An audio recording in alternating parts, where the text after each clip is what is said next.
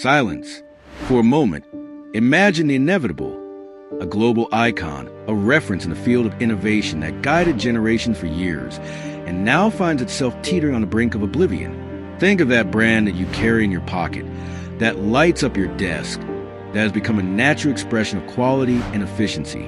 In 1997, Apple, yes, the same giant behind the iPhone, the Mac, the digital ecosystem that you know and use, was on the brink of collapse.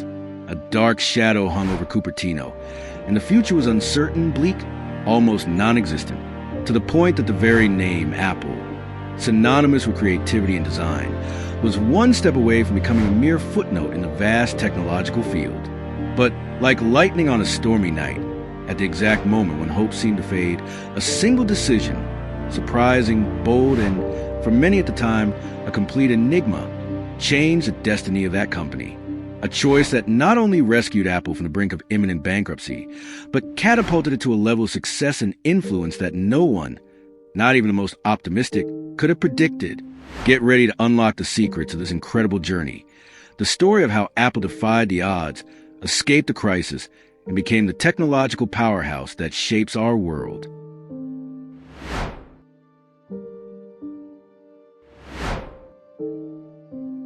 To understand the magnitude of the turnaround, we need to go back to the 1990s.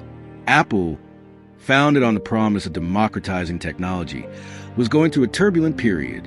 Sales were plummeting at an alarming rate.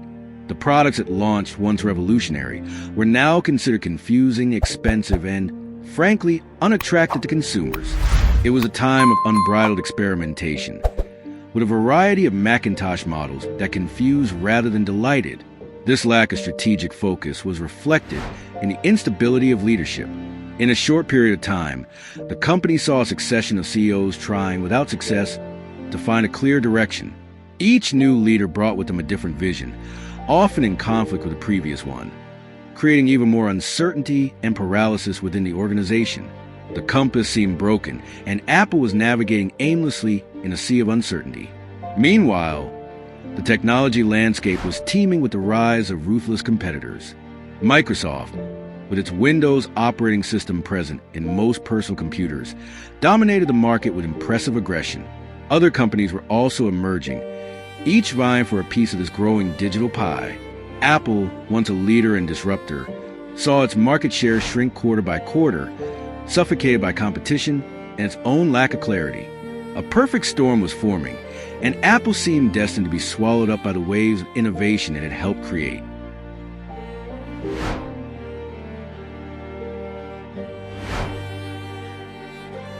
Amid a scenario of constant decline and palpable uncertainty, Apple found itself at crossroads. Attempts to reverse the crisis with conventional leadership had failed, and the company seemed to be heading inexorably towards obsolescence. It was in this context of near despair that an idea emerged that, for many, was unthinkable: bringing back Steve Jobs. To understand the magnitude of this move, it is necessary to remember that Jobs had been a co-founder of Apple, the visionary mind behind its early successes, but also the controversial figure who had been forced to leave the company in 1985 after an internal power struggle. Now, more than a decade later, the same Apple that had rejected him reached out, acquiring his new company, Next Computer, for around $429 million. The value lay not only in Next's assets, but mainly in Jobs' expertise and his advanced operating system, NextStep, which offered more modern and robust technological base than Apple's own operating system at the time. Jobs' return was no mere business transaction. It was a tectonic event that reverberated throughout Apple. His presence had an immediate and profound impact. With his infectious energy, his incredibly clear product vision, and his reputation as a relentless perfectionist, Jobs burst upon the company like a hurricane, injecting a massive dose of purpose and urgency into an organization that had long since lost its way. He did not return to occupy a bureaucratic position. He took the reins, initially as an informal advisor with veto power over crucial decisions, but quickly becoming the driving force behind every strategic move. The one who had been considered a pariah at Apple was back, and ironically, he was the only hope for salvation. The prodigal son had returned, and Apple, though still reeling, was about to embark on a journey of spectacular rebirth.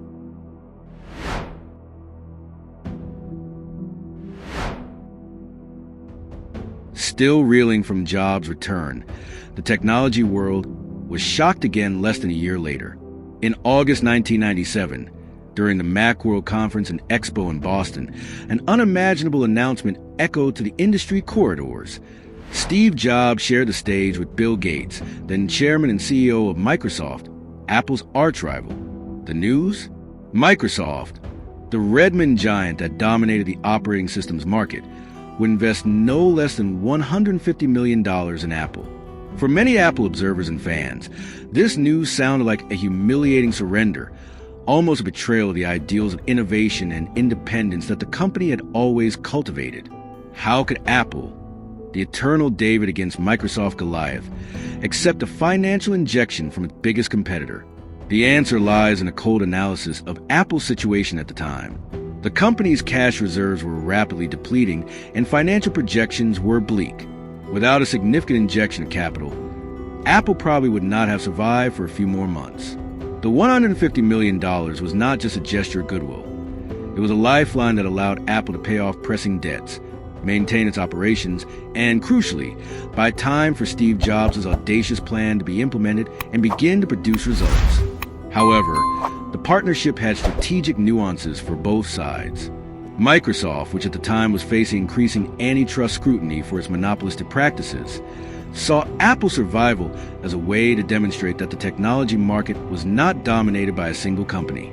The existence of a competitor, even if it was struggling, helped to mitigate regulatory concerns and avoid more severe sanctions.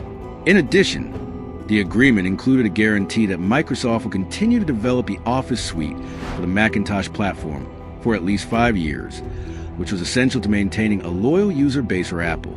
This decision, while shocking and controversial at the time, represented a smart and pragmatic strategic move on both sides. But for Apple, it represented the literal thin line between survival and extinction.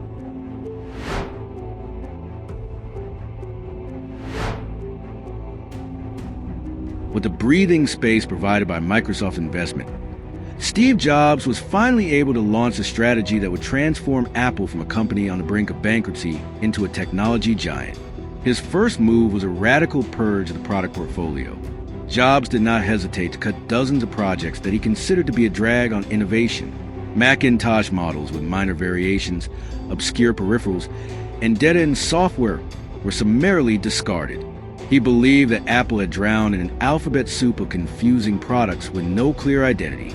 The vision was crystal clear: focus on a few products, but do them exceptionally well. This less is more mentality allowed the company to concentrate its resources and talents on areas with the greatest potential. In parallel with this drastic simplification, Jobs reignited the flame of design and innovation at the heart of Apple. He not only valued aesthetics, but deeply integrated them with functionality and the user experience. Under his leadership, names like Johnny Ive rose to prominence, embodying philosophy that form and function should be inseparable. The obsession was to create products that were not just powerful tools, but also objects of desire, intuitive to the point of disappearing into the user experience. This approach stood in stark contrast to the industry of the time, which was often focused solely on technical specifications. For Jobs, technology should serve the human being, and design was the bridge that connected the two in an elegant and effective way. This philosophy, combined with culture of experimentation and relentless pursuit of technological advancement, became the foundation of the new Apple, a strategy that would not only save it, but redefine the industry standard.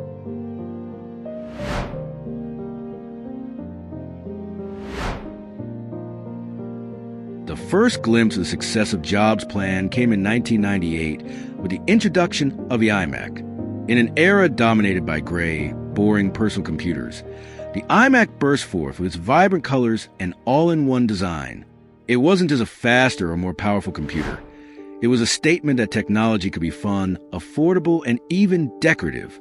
The iMac resurrected Apple's image as an innovative company and won over a new generation of consumers. But the real transformation was yet to come. In the early 2000s, Apple challenged the music industry with the introduction of the iPod. Small, sleek, and with an incredibly simple interface, the iPod allowed people to carry around entire music libraries, revolutionizing the way we consume music. In 2007, Apple once again shook up the market with the iPhone. By combining the functionality of phone and iPod and a web browser into a single device with an intuitive multi-touch interface, the iPhone ushered in the smartphone era and radically transformed communication and information access. Then, in 2006, the MacBook brought the same attention to design and user experience that had made Apple's other products famous to the world of laptops, raising the bar for portability and performance. Each of these launches not only achieved massive commercial success, but also opened up new markets and profoundly changed the way we live, work, play, and communicate. Apple, which in 1997 was on the brink of collapse, has not only recovered but experienced exponential growth, becoming one of the most valuable and influential companies on the planet, a true titan that continues to shape the future of technology.